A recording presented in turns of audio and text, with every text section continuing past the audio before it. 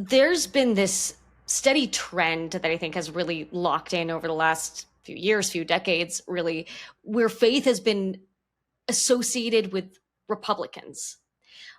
What do you think led to that? And could Democrats be doing more to embrace faith as part of that big tent?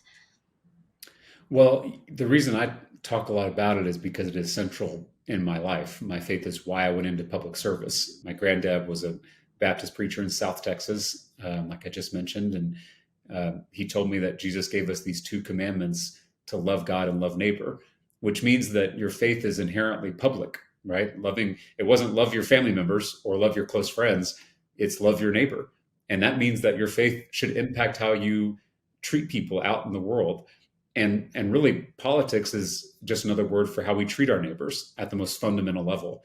And so that's why I felt the call to enter public service, first as a teacher in a public school, and then as a holder of public office. um, and I want to be honest about that fact. I don't want to hide any part of myself. I only know how to be me. I don't know how to be anybody else. And so I'm going to talk about my faith because it's my why. Oftentimes, Democrats talk about the what, what policies we're fighting for. We don't always talk about the why. What are the values and the worldview that underpin those policy proposals? Republicans historically have done a really good job of talking about their why.